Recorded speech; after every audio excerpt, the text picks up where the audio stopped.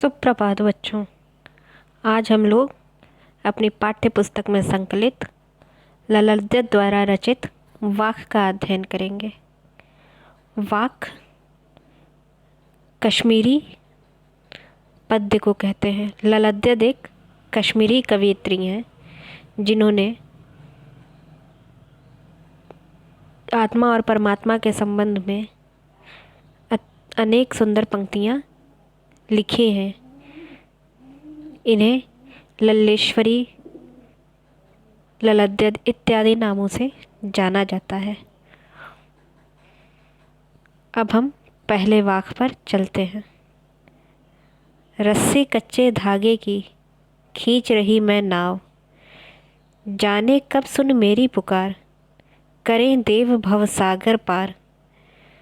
पानी टपके कच्चे सकोरे, व्यर्थ प्रयास हो रहे मेरे, जी में उठती रह रहे हुक, घर जाने की चाह है घेरे। रस्सी कच्चे धागे की खींच रही मैं नाव। प्रस्तुत पंक्तियों में कवयित्री ने नाव की तुलना अपने जीवन से की है। वे कहती हैं कि वे इसे कच्ची डोरी यानी सांसों के द्वारा चला रही हैं। जो सांसें इस जीवन में मिली हुई हैं उसे ललद्य ने कच्ची डोरी के समान माना है, जो कब टूट जाए नहीं पता है और इसके टूटते ही हमारे जीवन का अंत हो जाएगा। जाने कब सुन मेरी पुकार, करें देव भव सागर पार। कवयित्री कहती हैं कि वह इसी प्रतीक्षा में अपने जीवन को निरंतर समाप्त होने दे रही हैं अथवा अपने जीवन को काट रही हैं कि कभी प्रभु उनकी पुकार सुन लेंगे और उन्हें इस भव सागर, इस भौतिक जीवन रूपी सागर, भव सागर का अर्थ है भौतिक जीवन रूपी सागर से पार कर देंगे, अर्थात मोक्ष को प्राप्त करा देंगे। पानी टपके कच्चे सकोरे, व्यर्थ प्रयास हो रहे मेरे। कवयित्री कहती हैं कि यह जो शरीर है वह मिट्टी के कच्चे ढांचे के समान है।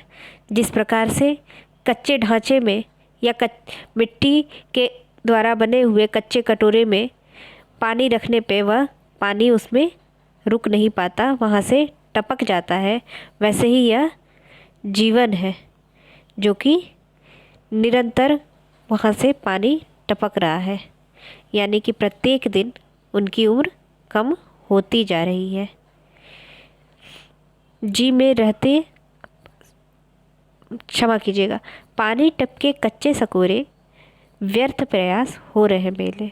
और कवयित्री के सारे प्रयास व्यर्थ होते जा रहे हैं। अर्थात किस प्रकार के प्रयास, यह प्रश्न उठता है। तो यह प्रयास है प्रभु मिलन के लिए किए गए उनके प्रयास व्यर्थ होते जा रहे हैं। जिस प्रकार से भी उन्हें बताया जा रहा है वह प्रभु के प्रति अपने को समर्पित करना चाह रही हैं, परंतु उन्हें प्रभु की प्राप्ति नहीं हो रही है, मोक्ष की प्राप्ति नहीं हो रही है, यह भवसागर उनका पार नहीं हो पा रहा है, जिससे उनकी व्याकुलता बढ़ती जा रही है। जी में उठती रह रहे हो, घर जाने की चाह घेरते। और बार बार असफलता प्राप्त होने से कि उनको ग्लानि हो रही है, उन्हें प्रभु की शरण में जाने की चाहत घेरे हुए। जिस प्रकार हम बीच मझधार में हो और न इस किनारे जा सके और न उस किनारे पर हमारा घर हो, हम वहाँ जाने के लिए निरंतर प्रयास कर रहे हो, परंतु कच्ची डोरी के कारण हम आगे न बढ़ पा रहे हो, बल्कि बीच मझधार में निरंतर घर जाने की व्याकुलता में अपना जीवन व्यतीत कर रहे हो। वही स्थिति कवयित्री की है कि उन्हें यह जीवन रूपी नाव और प्रभु प्राप्ति रूपी घर के बीच यह कच्चे सांसों की डोरी है और उनको जो भी प्रयास इस में कर रही हैं वह सारे व्यर्थ हो रहे हैं, अतः वह अत्यंत व्याकुल हैं। अगले पद्य में कवित्री कहती हैं कि जीवन में संतुलन का अपना एक अलग महत्व है। इसी महत्ता को उन्होंने स्पष्ट करने का अत्यंत सुंदर प्रयास किया है।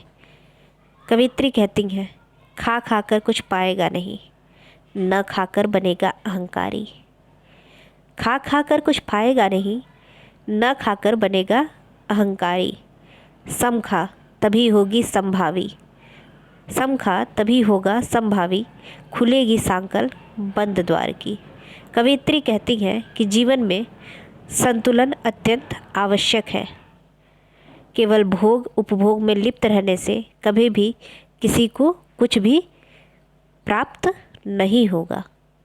खा खाकर कुछ पाएगा नहीं, यानी कि निरंतर भोग में लिप्त रहने से कुछ भी प्राप्ति नहीं होगी, बल्कि यह जीवन दिन प्रतिदिन स्वार्थी बनता जाएगा। न खाकर बनेगा अहंकारी, और जिस दिन स्वार्थ को त्याग कर वह त्यागी बन गया तो अहंकारी बन जाएगा, और इसका तब भी विनाश निश्चित है। यानी कि यदि निरंतर भोग विलास में अपने जीवन को हम लिप्त रखते हैं तब भी हमें किसी चीज़ की प्राप्ति नहीं होती है, क्योंकि जीवन की सत्यता तो ईश्वर की प्राप्ति ही है। और यदि हम त्याग का आश्रय ले लेते हैं तो भी हमारे अंदर अहम आ जाता है कि हमने सब कुछ त्याग दिया है, और यह अहम इस ईश्वर की प्राप्ति में बाधक सिद्ध होता है। अगली पंक्तियों में कवित्री ने संतुलन पर जोर डाला है। कहती हैं, सम खा तभी होगा समभावी। वह कहती हैं कि न तो व्यक्ति को अत्यधिक उपभोग करना चाहिए और ना ही त्याग, दोनों की मात्रा बराबर रखनी चाहिए, जिससे कि समभाव उत्पन्न हो। खुलेगी सांकल बंद द्वार की। और इस कारण से यदि हम संतुलन रखेंगे, न तो अत्यधिक उपभोग करेंगे और न ही पूर्णतः त्याग करेंगे अपनी लालसाओं का, तो हमारे हृदय में उदारता आएगी और अपने पराये से उठकर हृदय का द्वार समस्त संसार के लिए हम खोल लेंगे। इन पंक्तियों के माध्यम से सर्वे भवन्तु सुखिनः की अथवा वसुधैव कुटुम्बकम की भावना कवित्री के इन पद्यों में स्पष्ट हो रही हैं।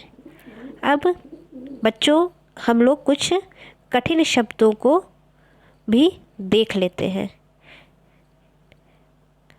इन दो पद्यों में आए हुए कुछ कठिन शब्द हैं। वाक, वाक का अर्थ होता है 4 पंक्तियों में लिखी गई कश्मीरी शैली की एक गाए जाने वाली रचना। कच्चे सकोरे, कच्चे सकोरे का अर्थ है स्वाभाविक रूप से कमज़ोर। सकोरा यानी कटोरा, कच्ची मिट्टी का कटोरा उसका शाब्दिक अर्थ है, और उसका भावार्थ होगा स्वाभाविक रूप से कमज़ोर। रस्सी कच्चे धागे की, रस्सी कच्चे धागे इसकी अर्थ है कमज़ोर और नाशवान सहारा। सम, सम का अर्थ है अंतःकरण तथा बाह्य इंद्रियों का निग्रह। समभावी यानी समानता की भावना। अब हम इसके आगे के पद्यों का अध्ययन अगले दिन करेंगे। तब तक के लिए आप इन पद्यों को अच्छी तरह से पढ़ें और इनसे संबंधित प्रश्नों के उत्तर अपनी फेयर कॉपी में लिखें। धन्यवाद।